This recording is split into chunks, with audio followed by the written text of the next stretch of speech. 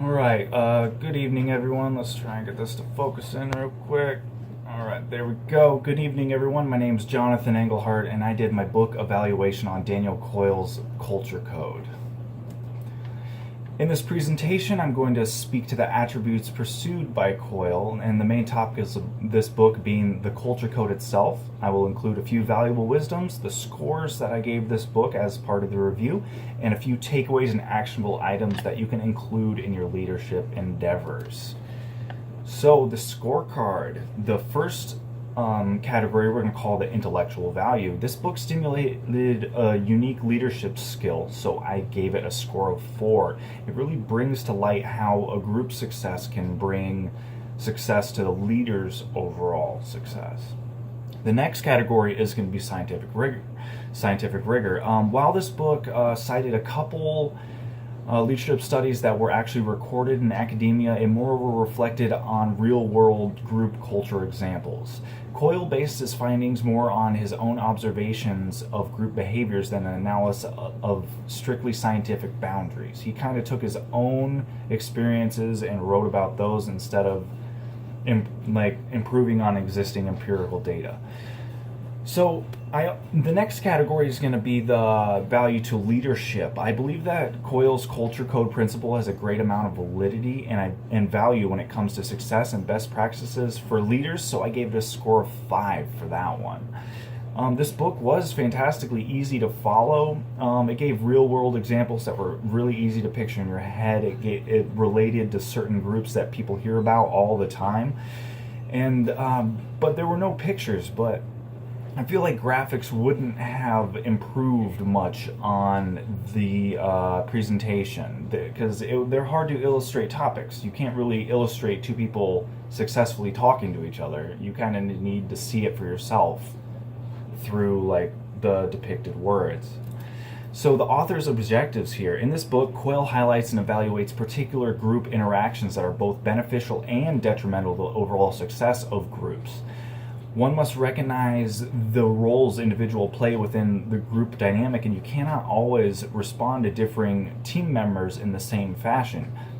You have to also increase your personal collisions to allow for more varied and thusly more enriching interactions. And you need to evaluate yourself and others with stark candor and criticism. You do have to be black and white with yourself. You do have to be kind of harsh with yourself and others, because that is the way people really kind of know that you're being serious about it. The next section we're going to talk about is the culture code itself. So Coyle speaks about what he calls the culture code quite a lot in the book. Although he does not directly call this his empirical finding, he relates back constantly to the definitions that allow company and group cultures to improve the overall progression to a goal and group success. Some of the groups that Coyle investigates for positive group culture are the San Antonio Spurs basketball team, Google, the Navy SEALs, and Zappos. Coyle mainly focuses on the behaviors that result in positive group performance. The main negative force that is covered in this book is the presence of a bad apple within a group. The bad apple is a negative force imposed on a group, a low-achieving individual, a devil's advocate, a stonewalling member. Coyle immediately suggests a remedy to this situation as bouncing their negative energy directly back and redirecting them into a positive contribution before they suck the life out of the group and they lose motivation and drag the group down. To the positive individuals, Navy SEALs are constantly commended and studied for their incredible teamwork and adaptability. There are countless books about them. They were the ones trusted to go after bin Laden. After each operation, the team sits down to an after-action review. This is rehashing of the operation led not by the commanders, but by the enlisted men. AARs carry 5 core questions. 1. What were our intended results? 2. What were our actual results? 3. What caused our results?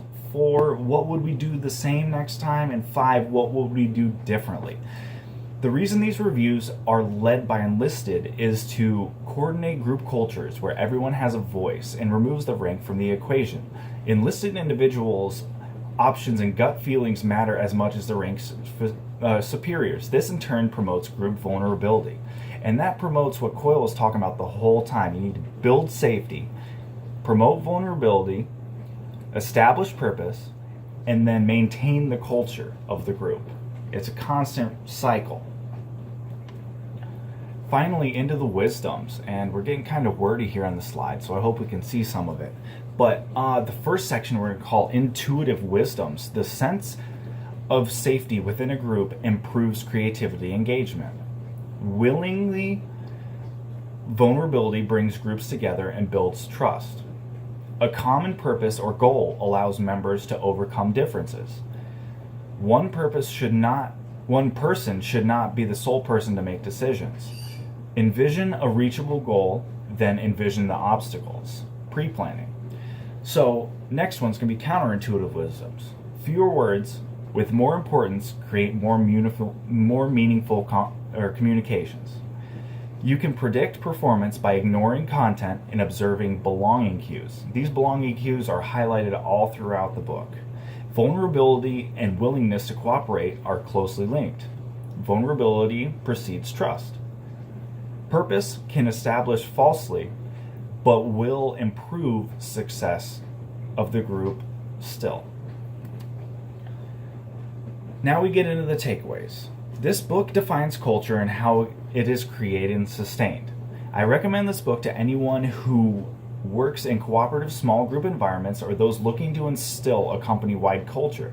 Management individuals, those in leadership, and even individual team contributors will benefit from this book, as it will show that everyone in a group is on the road to mutual success. We got some ideas for action. So we need to make sure the leader is vulnerable first and often. What is one thing I should continue to do? Positive. What is one thing I should do more often? Kind of neutral. What is one thing I can do to make you more effective? That is something I can improve on myself to help you as an individual. You need to aim for candor and avoid brutal honesty. So you need to be not super harsh with your feedback, but you need to be honest and relatable. Deliver negative stuff in person. You need to be there and tell it to their face. You need to say it word to word. You can't just send an email and hope that they understand how serious something is or to even take it seriously. You need to embrace the discomfort. If there's something that is uncomfortable, don't run away from it. You need to get back into it. You need to solve the problem, and it'll make everybody better for it. And then you also should make the leader occasionally disappear. Let the group take charge. You need to see how they function when you're not there to hold their hands. And this is my review on Daniel Coyle's Culture Code. Hope you enjoy it.